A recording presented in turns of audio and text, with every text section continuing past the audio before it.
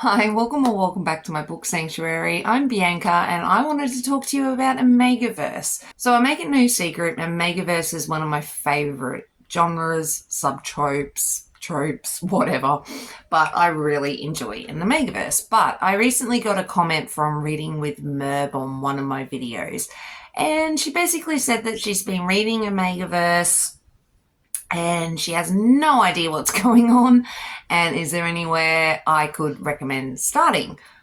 Very good question. So she's basically inspired this whole video, and I generally assume that you understand what Omegaverse means. So I'm sorry. But for those that aren't aware, Omegaverse is generally animal instincts in humans, more or less. But most authors will let you know in the beginning of their book exactly how their world works, or at the end of their book how everything works. But generally, betas are like the everyday working people. Alphas are the dominant alphas. And omegas are these submissive, fertile creatures. And basically, in most of the worlds, they're human, but they don't shift. There are, exceptions, but for the most part, they don't shift. But it's animal instincts. So with the alphas themselves, most alphas have what is called a knot, which is just like this bulbous, I know how this sounds, but this bulbous thing at the base of their penis. And it locks in place with an omega. And generally only an omega can take the knot, basically. And alphas can tend to go into what is called a rut. So they basically just get really overcome with everything going on in sexual content.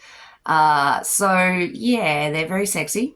And alphas and omegas and betas have scents. So in some Omegaverse worlds, there is things like scent matches, which remind me of like a fated mate sort of thing. That's probably why I really enjoy Omegaverse, because it is like very similar to fated mate. Omegas, like I said, can receive an alpha's knot. They generally need more than one alpha to satisfy their needs during a heat. And each author has a different way they do it. But for the most part, heats are, say, once a month, and omegas get very, very horny, very, very fertile, and sexy times ensue. With Omegaverse, it's generally very, very, very, very smutty. So it reminds me of erotica in that way. A lot of them, I think, also have like insta-love aspects because of the instincts in alphas and omegas. They can tend to come together very quickly because of their sense and their high sexual drives. They come together, but sometimes it might take them a little while to get with the program with their emotions, but their body's already, with the plan of getting with this alpha. So I really, really, really love Omegaverse, like so much. And with Omegaverse, a lot of them can be quite dark because of omegas. They can be, unfortunately, victimized or bullied or whatever you want to call it, but they're not treated very nice because they are so submissive. And with alphas, a lot of them have something called a bark, and a lot of them have something called purring. So they're kind of like a cat. They'll purr for their omega, and it will calm their omega down, sort of thing.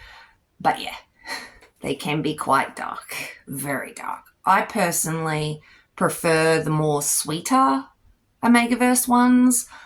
I don't mind the ones that are slightly dark, but I don't like the ones where there's on-page assault or on-page graphic trauma. I'm really not into that.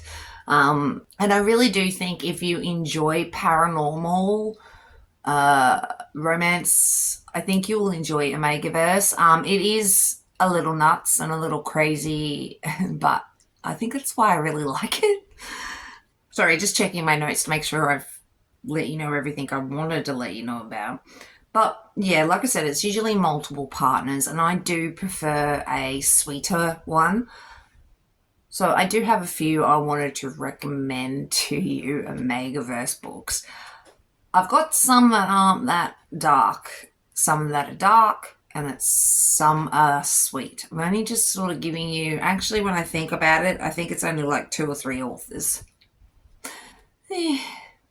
I tend to find an author and just run with them. And especially in Omegaverse, once I find an author I like, I try to read a lot of their other Omegaverse books because why not? But I thought we'd start off with the more darker one I wanted to recommend to you. I actually have it in physical form. Hold on. I wanted to recommend Pack Darling, Part 1 and Part 2. I believe they come looking like that for the first one. Anyway, I got this at the Rare event, and I got some stickers and whatnot, but I ended up putting those in there, and then her stickers in there. Anyway, I wanted to recommend Pack Darling. So, with this, Lola Rock, who wrote it, Lola doesn't actually explain how her Omegaverse works, but from my understanding, it's just the traditional sort of way. But Lila is an Omega, and she's basically being a cultivation center. Yeah, she's basically grown up in the cultivation center, so she's property, and then she's given to the Wyvern Pack. And the Wyvern Pack already have an Omega, but he is male. And because of reasons, Lila is given to them. And the guys are just so damaged and treat her horribly. And there's a few outside problems. And overall, this can be quite dark. Lila hasn't had it easy at all. So I think this is quite dark. I also absolutely love it. It is Part 1, Part 2. But yeah, absolutely adore them. So with Pack Darling, that's a darker one, I think. I personally don't really like the dark ones, so I don't have any to recommend you anymore, but if I do find any darker ones, I'll let you know.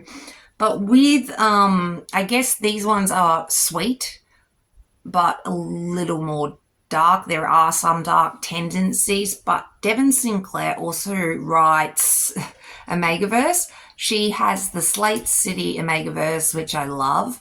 And honestly, she came out with another book today, and I'm already 30% the way through it. I'm quite liking it. If I remember correctly, this one is Clarity Coast, I think. But with Devon Sinclair, most of them are generally wealthy Omegas, but with stalker exes or outside issues. Nothing too dark, but it's not 100% sweet. They are smutty though, and they are fun. And then I also wanted to mention Grace McGinty. She actually writes an Omegaverse series, Shadowbred series. Mannix is the first book. And with those books, they actually do shift, but I found the whole series extremely intriguing because it's different. The Omegaverse, they do shift, but there's this whole dynamic with the male Omegas and the female Omegas, and they have to get together to reproduce, but they also need alphas. It's really interesting. And this whole community of Mannix are basically hiding, and there's issues coming up, and I really enjoyed the whole series, but I do think it is sweet with a bit of dark tendencies, so just be aware of that. And then as for sweet Omegaverses, I do think Sarah Blue's Heat Haven Omegaverse is quite sweet. I think there are some dark tendencies in there, but for the most part, very, very sweet. I quite enjoy Sarah Blue's writing. I haven't had an issue with her whole series. I do want to get the Heat Haven books, but, I'll get there one day. And then Gillian West had Not Many Options. This one's also quite sweet, I think. And then Not That Serious, which I actually recently read by Lana Cole.